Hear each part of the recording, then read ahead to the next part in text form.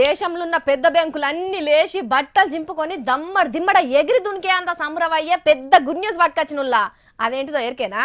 1000 కోట్ల అప్పులు చేసి ఎగ్గొట్టి బయటి దేశంకు తప్పించుకోబోయిన విజయమాల్య తాత కాగితం చింపేసుకునేందుకు వస్తున్నానని వర్తమానం పంపిండు. అంటే గదేనుల్లా అప్పు గిప్పేది కట్టుకుంటా మీకు మాకు బాకీ లేకుండా వేసుకుంటానని ఇంగ్లాండ్ దేశంకి వెళ్ళి ట్విట్టర్ లింక్ ఇచ్చిండు. రాండ్రి గదేందో అరుచుకుందాము. అందరికి అక్కడికచ్చే ముచ్చటుల్లా. అబ్బా ఎవరన్నా అనుకున్నారా మాల్యా తాత మళ్ళొచ్చి బాకీలు కడతానని అంటాడని? ఏండ్ల కొద్ది ఎంబడి పడుతున్నా మాల్యా తాత మూతికాడి బీర్ గిలాసనే గుంజలేకపోయిర్రు. ఇక బాకీ కట్టించుకున్నాడాను మళ్ళా మీదికెళ్ళి తప్పంతా మీదే, నేను సొక్కపోనని దినాం ట్వీట్లు కొట్టుడే. ఇగేడొస్తాయని మొండి బాకీల కింద జమ కట్టి కొన్ని కోట్ల రూపాయలు మాఫీ కూడా చేసుకున్నాయి బ్యాంకులు. అసొంటిది ఇప్పుడు ఉన్నట్టు దేశం బ్యాంకుల మీద ప్రేమ ఎందుకు కలిగిందో మాల్యా మహారాజుల వారికి కుళ్ళు గుత్తగా లెక్క తెంపుకుందందుకు పిలిస్తేస్తానని ట్వీట్ సందేశాలు పంపిండు. అగో నేను అతి మర్యాదగా గౌరవంగా కోర్టు ఆర్డర్లను ఇనుకుంటూ వస్తుంటే సర్కారేమో నన్ను ఇసారియకుండానే దొంగని చేసింది అని రాసిండు. తప్పించుకపోయిన దొంగ అనకపోతే ఏమంటారో?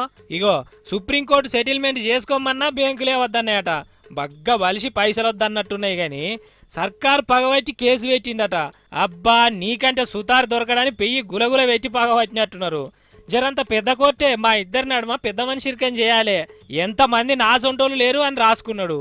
ఈయన ఎప్పుడు ట్విట్టర్లో కూత కూస్తాడా అని కోర్టులు దేశం బ్యాంకులు ఎదురు చూస్తున్నాయన్న ముచ్చట బగ్గ తెలుసుకున్నట్టున్నాడు మాల్యా వారు. మరి ఇంత రేషన్ కార్డులోడైతే రాత్రికి రాత్రే ఎందుకు దేశం నుంచి తప్పించుకపోయినో దొంగనకపోతే దొరాన్ని డప్పులు కొట్టుకుంటూ ఊరేగిస్తారు. ఇజ్జతి సిగ్గు శరం ఇల్వ తలకాయల తెలివి ఏమన్నా ఉంచే బ్యాంకులో తీసుకున్న అప్పు ఇప్పటికైనా మొత్తం గచ్చిపో. ఆఫీసర్లు మీరు కూడా ఇడిచిపెట్టకుండా పిలిపించుకొని గట్టించుకోర్రి అని అంటున్నారు బ్యాంకు అప్పులతోటి తిప్పల పడుతున్న పబ్లిక్.